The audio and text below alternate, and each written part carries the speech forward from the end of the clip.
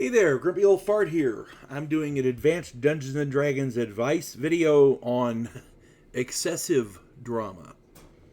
I did a video last week titled Survivability. Go and check it out. The picture I've listed here is me with our dog Lothric, because he's our resident drama llama. He is the most dramatic dog you will ever meet in your life. Everything is drama with him. Holy crap. I figured it was appropriate for this one. So here we go.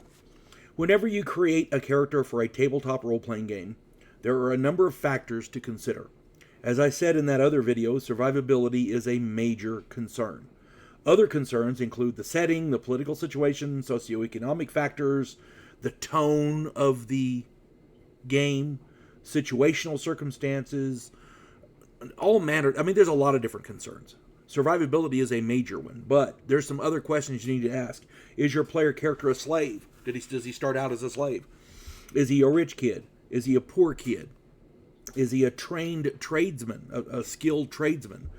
A blacksmith, an armorer, that kind of thing. A carpenter, a stonecutter, that kind of thing. Is he or she unskilled labor? Is he or she a military veteran, a farmer, a learned scholar? Any and all of these can help shape how you create your player character and how the world has molded their outlook on life. So all of those are factors in creating your character. I have always said that perfect characters are no fun to run because a character with no flaws has no character. That being said, creating a player character that fits into the Dungeon Master's world is essential. A character from Scooby-Doo, for example, would be grossly out of place in a world similar to Robert E. Howard's Conan the Barbarian, which a lot of my world, most of my campaigns are based in the Conan the Barbarian type of setting, but there's more monsters, there's more mayhem, a little less structure, as it were. Conan was a barbarian traveling in a semi-civilized world. My world is a little more civilized and a little less barbaric, but it's very similar, is all I'm saying. All right, a character suitable for the court of Camelot might not fit well in George R.R. Martin's Game of Thrones. That's another way of looking at it. Both are great, but creating a suitable character for the world is important, and you want to make the most effective character you can for the situation. All of the factors I mentioned above are important considerations. Now, on to the topic of this video.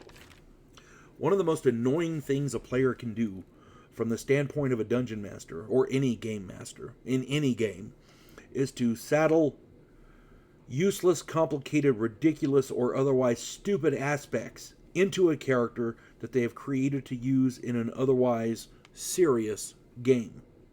Examples include, here we go.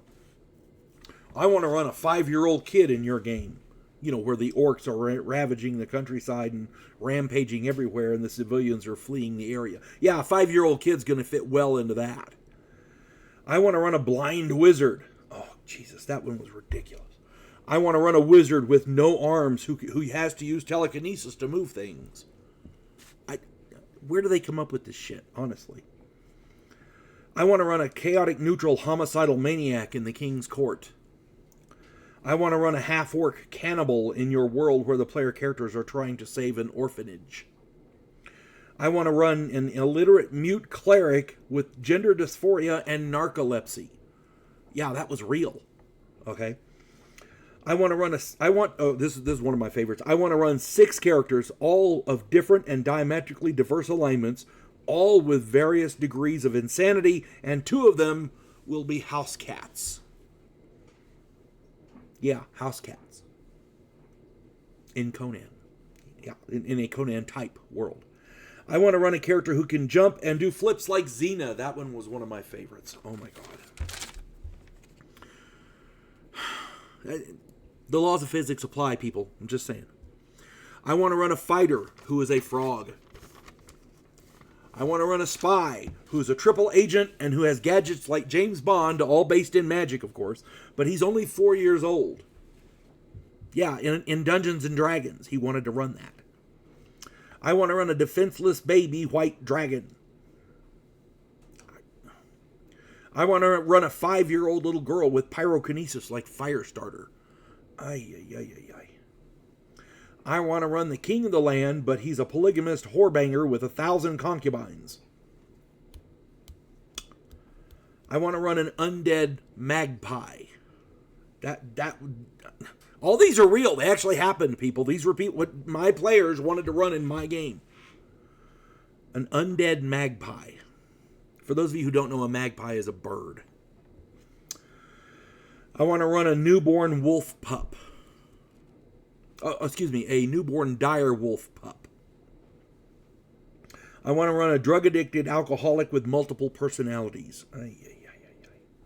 I want to run a pathological liar. I want to run... Somebody actually said this about 8 years ago. Somebody wanted to run a K-pop star. At the time, I didn't know what K-pop was. So, One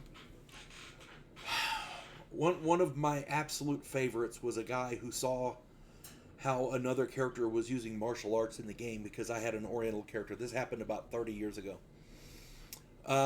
This guy was running martial arts in a game, and another player saw how effective the martial arts were. He wanted to learn. And I said, okay, well, your character is in the Orient. You can find a martial arts teacher. You go through the martial arts, pick a martial art that you want to learn, and we'll get you on that road. Okay, no problem. He picked the most peaceful, almost useless martial art imaginable, and then got upset that his character didn't have multiple attacks and didn't have all the neat armor class and all these other abilities.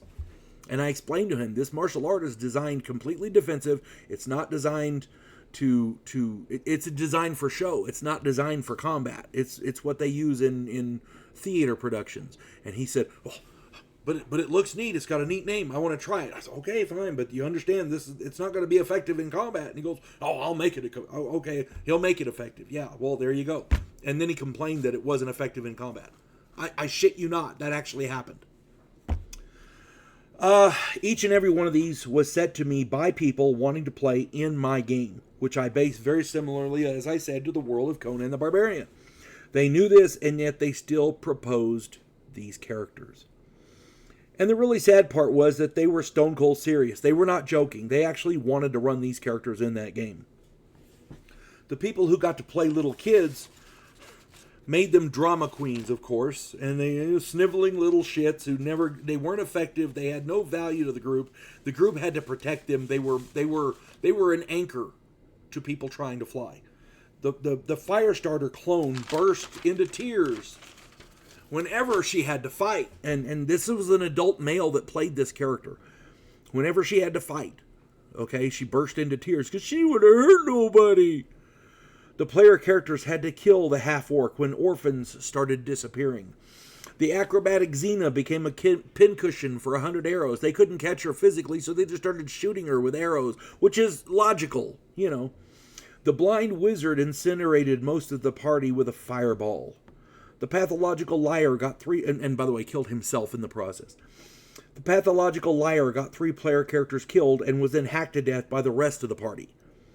The baby white dragon was the most effective one because they sold the character to an alchemist, and the entire party got so much money for it that they bought magical gear.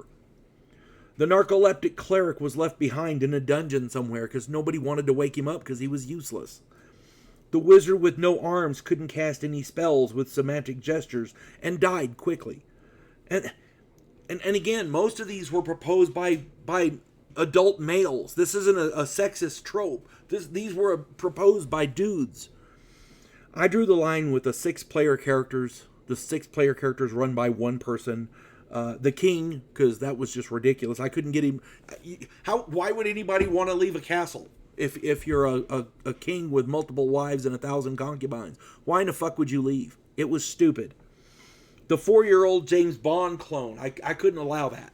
Because, one, the gear was ridiculously expensive. A first-level character couldn't possibly have that. It was just too much. I had to draw the line at those. If your player characters if your players, I should say, try to do stupid shit like this, my advice to you is to put the immediate kibosh on it. Don't even let them try. Don't even let them try. Otherwise, these drama queens will either derail your campaign or bitch and moan that their character isn't being allowed to develop as they wish. Oh my God, you're not letting me roleplay my character. My response was, of course, your character's a fucking worthless clown. Now, I hate to say it, but sometimes you have to take that tact. A character who's a little off the beaten path, or an original character that wants to do different things, amen, knock yourself out. I'm okay with that. But characters that are designed to derail your campaign, or designed to be useless, or designed to be worthless to the group, designed to be detriments. I mean, come on, people. You want your character to be effective. You want your character to survive. The whole point of this is you want to play a character in a fantasy game where you can become powerful, you can grow as a character. Character development is important.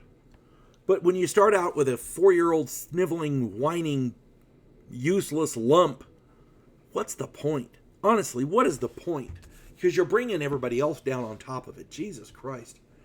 A character who is an alcoholic. Amen. Okay, that's a problem he has to overcome. You can work that out in a character who is evil and is trying a redemption arc. Amen. I'm all for that. But some of these were just ridiculous. Okay, and if your players try to do that in your game, put the kibosh on it quick. Trust me, you'll thank me for that later. I hope this finds everybody well. You folks have a good one. God bless one and all.